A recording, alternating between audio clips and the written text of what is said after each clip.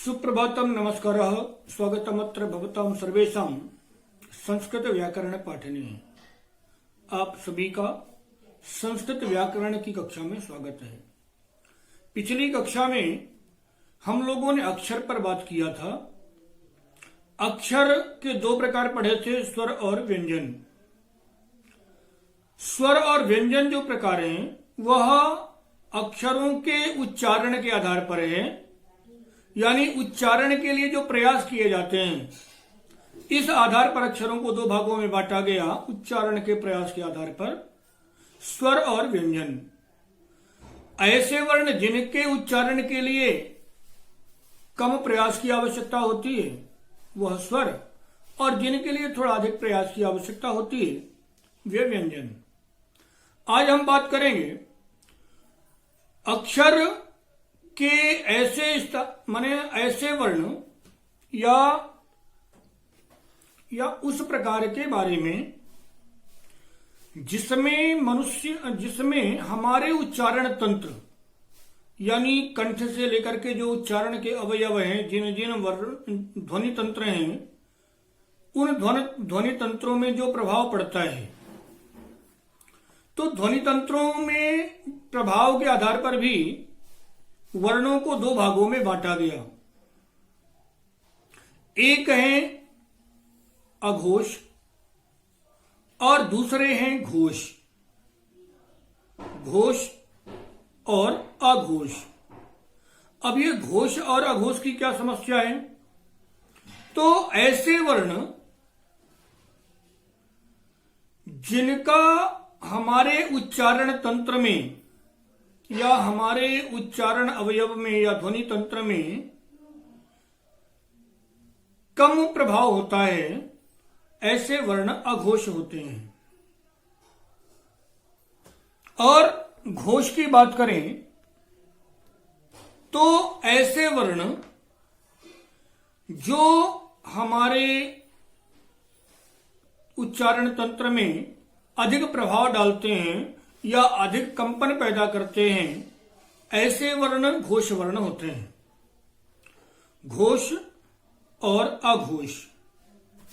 तो घोष और अघोष को समझने के लिए थोड़ा सा हम लोग स्क्रीन की तरफ आएंगे और इसके बाद देखते हैं कि उसमें घोष का अर्थ क्या है और अघोष का अर्थ क्या है।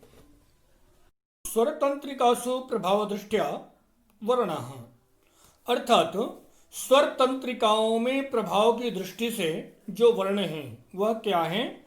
तो स्वर तंत्रिकाओं में प्रभाव की दृष्टि से वर्णों को दो भागों में बांटा गया। मैं पहले ही बताया, अघोष और घोष या घोष और अघोष। घोष का अर्थ क्या है? तो ऐसे वर्ण जिनका हमारे उच्चारण तंत्र में अधिक प्रभाव होता है वह घोष होते हैं, और वह वर्ण जिनका हमारे उच्चारण तंत्र में थोड़ा सा कम प्रभाव होता है, ऐसे वर्ण अघोष वर्ण होते हैं।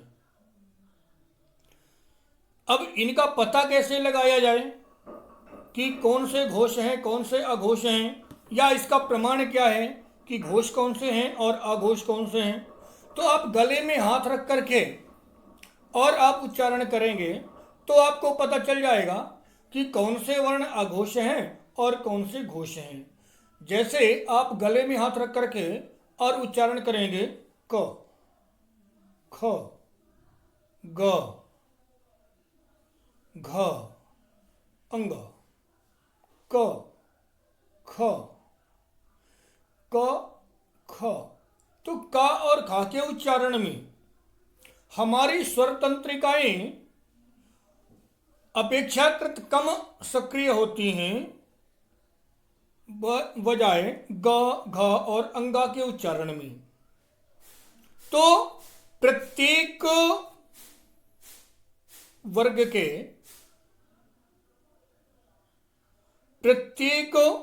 के तृतीय, चतुर्थ और पंचम वर्ण, प्रत्येक वर्ग के तृतीय, चतुर्थ अथवा पंचम वर्ण। तृतीय वर्ण यानी ग, ज, ड, द, ब, ये तृतीय वर्ण है ऊपर से नीचे की तरफ। चतुर्थ वर्ण यानी घ, झ, ढ, ध, भ। पंचम वर्ण यानी अंग, ञ, ण, न, म। तो प्रत्येक वर्ग के तृतीय, चतुर्थ और पंचम वर्ण और इसके अलावा सभी अंतस्थ वर्ण और ह, ये घोष वर्ण हैं। एक बार फिर से, प्रत्येक पंक्ति का तृतीय वर्ण, प्रत्येक पंक्ति का चतुर्थ वर्ण और प्रत्येक पंक्ति का पंचम वर्ण, सभी अंतस्थ व्यंजन हम समझते हैं, पहले से पढ़े हैं। और ह अर्थात 20 वर्ण ऐसे हैं जो घोष हैं।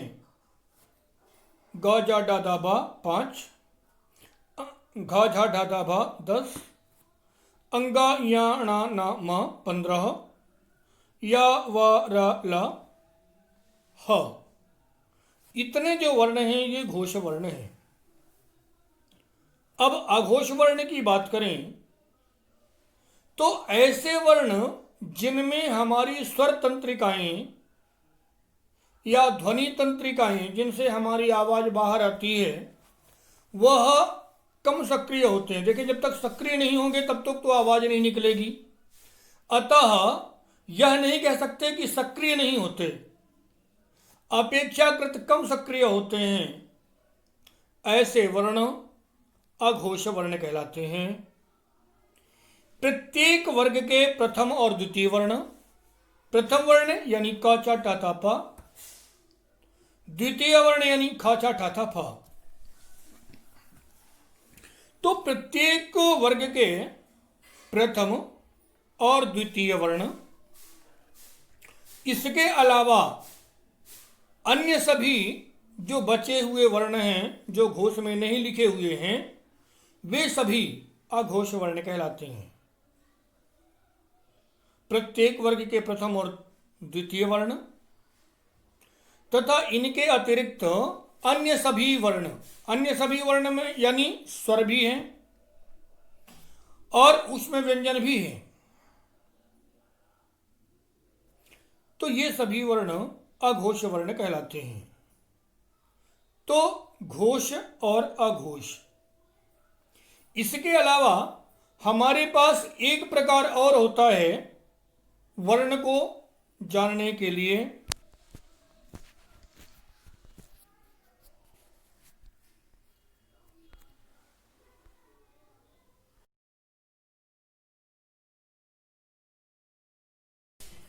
तो प्राण प्रवाह की दृष्टि से भी वर्ग को या वर्णों को दो भागों में बांटा गया। अब प्राण प्रवाह का अर्थ क्या है? तो प्राण शब्द का जो अर्थ होता है वह है वायु। वायु का प्रवाह जिस अर्थ पर होता है या जिस परिमाण में होता है, जिस मात्रा में होता है, उस आधार पर भी वर्णों को दो भागों में बांटा गया। प्राण प्रवाह यानी वायु का प्रवाह। तो वायु प्रवाह के दृष्टि से भी वर्णों को दो भागों में बांटा गया। एक है अल्प प्राण और दूसरे महाप्राण। अल्प प्राण सामान्य अर्थ में ही अपन जानते हैं, अल्प यानी कम, और प्राण का अर्थ भी जानते हैं, वायु। अर्थात ऐसे वर्ण जिनके उच्चारण के समय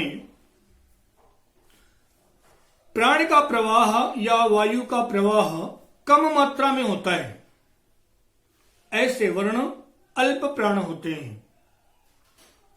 ऐसे वर्ण, एक बार फिर से, ऐसे वर्ण जिनके उच्चारण में प्राण का प्रवाह यानी वायु का प्रवाह अल्प मात्रा में होता है या कम मात्रा में होता है, वे अल्प प्राण होते हैं।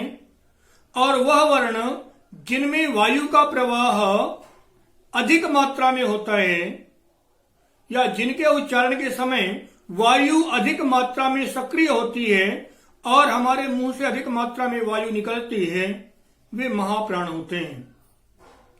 स्क्रीन में एक बार फिर से देखेंगे अल्प प्राण और महाप्राण। तो प्राण प्रवाह दृष्टिया वर्णाः। प्राण पहले ही बताया, वायु, प्रवाह यानी बहाव। तो प्राण प्रवाह दृष्टिया वायु प्रवाह की दृष्टि से वर्ण अल्प प्राणाः महाप्राणाः। तो अल्प प्राणाः जिनमें कम मात्रा में प्राण का प्रवाह होता है। अब ये कौन कौन से हैं? तो प्रत्येक वर्गस्य प्रथम तृतीय पंचम वर्णाः, अर्थात प्रत्येक पंक्ति के प्रथम वर्ण, तृतीय वर्ण और पंचम वर्ण ये अल्प प्राण हैं। प्रत्येक वर्ग के प्रथम वर्ण यानी का चा टा ता पा, तृतीय वर्ण यानी गा जा डा दा बा, पंचम वर्ण अंगा ञाणा नाम और सर्वे अंतस्थ वर्ण, सभी अंतस्थ वर्ण। अंतस्थ वर्ण भी हम जानते हैं या वा रा ला, या वर्णमाला की दृष्टि से कहें तो या रा ला वा,